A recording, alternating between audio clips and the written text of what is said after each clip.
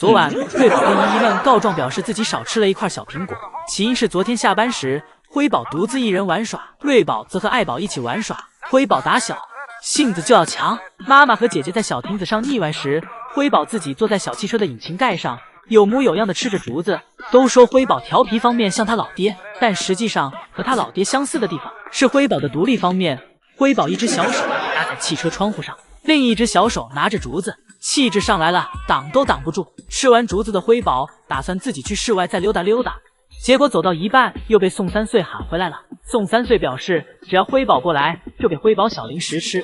辉宝听到有小零食便乖乖走向了爷爷，而宋三岁也说到做到了。吃完小零食的辉宝刚好看到通道门开了，辉宝乖乖走回了家，将温馨留给了妈妈和姐姐。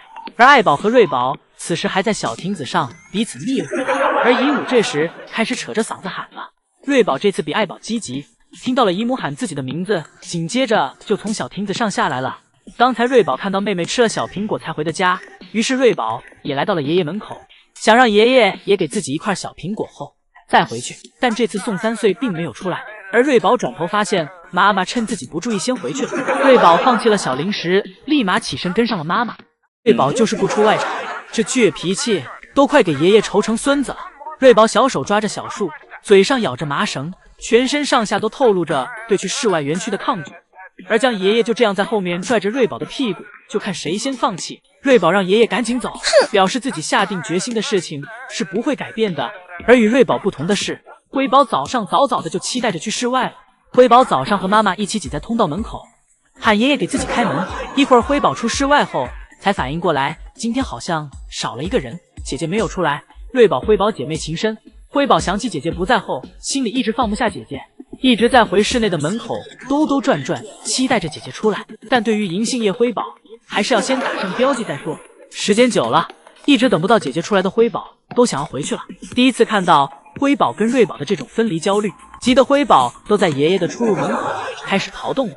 辉宝站起身，试图通过门上的窗户看看里面的情况，但是奈何辉宝现在的腿还有点短。而爱宝就不一样了，此时的爱宝吃的那叫一个开心。今天早上的辉宝注意力一直在通道门口，不管辉宝干什么，眼神一直都没离开过通道门口，这给辉宝焦急的。还好以后独立，姐妹俩也不会分开，这要是姐妹俩分开了，姐妹俩为了找到彼此，不得给园区翻个底朝天。而江爷爷为了瑞宝辉宝姐妹俩见面，还在室内园区努力着。辉宝为什么比瑞宝胖也是有原因的，江爷爷刚喂过盆盆奶，辉宝这里又来到了爱宝这里继续吃奶。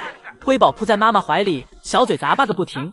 瑞宝这里只顾跟爷爷玩，瑞宝感觉不到饿的话是不会吃东西的，而辉宝这里则是不感觉到撑是不会停的。姐妹俩刚好相反，爱宝走去哪辉宝就跟去哪，一直吃到给自己吃撑为止。爱宝一边喂辉宝，自己也要一边吃东西。而此时隔壁房间的乐宝又在转头了，爷爷拍到了乐宝正在方便的画面，但乐宝看到奶爸后还特意翘起了腿，故意对着奶爸。乐宝有点过于客气。而这周江爷爷还回应了关于瑞宝辉宝室外园区的噪音问题。江爷爷借据爱宝现在正惬意拉青团的样子，表示爱宝此时的状态就可以回复这个问题。这些声音对爱宝和瑞宝辉宝来说根本没有什么好担心的，爱宝舒服着呢。一会儿爱宝在室外园区睡着了，爷爷担心的表示爱宝不要睡在室外，要是被陌生人抱走了怎么办呀？爷爷担心他这宝贝女儿被人抱走，不过这个担心是多余的，毕竟乐宝一直都在室外睡，也没人知道。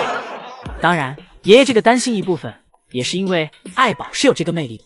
最后江爷爷还表示爱宝和乐宝的健康管理层面又加入了新的训练环节，不仅只会测血压了，而且为了保爱宝加了更健康的血压管理，让大家们不用担心爱宝和乐宝的血压问题。饲养员们一直都有在好好照顾爱宝和乐宝。宝此时的房间宛如一片竹林，里面是爱宝和瑞宝辉宝昨晚的战斗成果，而护栏前面的竹子是今天早上爷爷搬来的新竹子。不仅这个房间这样，另外一个房间也是如此。此时瑞宝已经吃撑了，正惬意的躺在竹子堆里，小肚子吃得白胖白胖的，直到看到爷爷来了，这才起来活动了活动。没一会儿辉宝这里又开始整活，对着爷爷就撅起了屁股开始铲青团。姐妹俩铲青团还有分工排队，辉宝刚铲完，瑞宝接上了，只不过瑞宝是躺着铲的，这样铲青团或许更舒服。宝家吃饱饭后就到了上班时间了。这时江爷爷还不知道一会儿要发生什么。江爷爷此时心情还无比的开心，表示又是活力满满的一天。当太阳升起到一天当中的最高点时，也就是瑞宝辉宝该回家时，江爷爷才开始意识到今天有些不平常，因为姐妹俩今天有点不太想回家。起初是辉宝，后面是瑞宝，辉宝爷爷哄了哄就回去。而轮到瑞宝时，瑞宝今天根本没给爷爷放在眼里。开始爷爷还让爱宝劝瑞宝下来，但爱宝试过后，发现自己的话对瑞宝来说也不管用了。孩子大了，现在自己根本管不了，反而感觉爱宝坐在下面喊瑞宝的这个样子还很可怜。直到时间来到傍晚，天都黑了，游客都走完了，瑞宝这里还不打算下来。两个爷爷在树下急得团团转，不过最后结果是好的。只见江爷爷抱着瑞宝，晃晃悠悠的就走回了室内园区。晚上回家后，瑞宝并没意识到自己今天干了什么，依旧很调皮，还想抢姨母手里的相机。爱宝这里看不下去了，给瑞宝制服在地，替奶爸教育了一顿瑞宝，而爷爷则在一旁辅助爱宝，让瑞宝以后一定要听妈妈和爷爷的话，同时夸赞爱宝真是一个合格的妈妈。爱宝也没有太严格的批评瑞宝，毕竟这个年纪正是贪玩的年纪。说着说着，爱宝就将瑞宝抱进了怀里，又对其宠溺了一番。下瑞宝辉宝独自回家这件事，爱宝做的是越来越坦然。爱宝从不内耗自己，这种累活就该交给奶爸们去干。姐妹俩目睹了妈妈给自己丢下的场景，但此时姐妹俩内心并没有丝毫的波澜，因为很快老宋头就会带着小零食走来园区。姐妹俩看着老宋头手里的小零食，开始蠢蠢欲动。瑞宝率先把持不住，开始琢磨怎么吃到小零食，而辉宝这里感觉到了小树的晃动，爬起来问姐姐怎么了。瑞宝让辉宝看树下，跟辉宝讲老宋头又拿小零食来了。姐妹俩凑在一起商量着你们不下树就能吃到小零食，而老宋头这里也没闲着，开始研究自己的秘密武器。双方即将开始斗智斗勇。瑞宝辉宝先是假装不在意，面对小零食姐妹俩装作吃不吃都行的态度。老宋头率先发起第一波攻势，拿着小零食来到小亭子上。辉宝闻到小苹果气息后，立马调转过头来也不装了。就这样在姐妹俩齐心协力下，还没下树就一人吃到了一块小苹果，而老宋头这只剩胡萝卜了。瑞宝辉宝吃完小苹果，继续佯装不在意。瑞宝身体坐直，一副泰然自若的样子，看似表面平静，但内心已经开始逐渐被小零食的美味所牵动。接着老宋头发起第二波攻势，将小零食高高举起，在瑞宝辉宝眼前来回晃动。瑞宝为了不受其影响，故意把头转向一边，而辉宝这里试图低头将自己藏起来，但也会偷偷去看。这时老宋头突然破防了，又被姐妹俩将信心击垮了，拿着小零食回去了。转头老宋头给爱宝又放出来，爱宝以为是老宋头给自己放了小零食呢。爱宝转了一圈，发现园区明明什么都没有。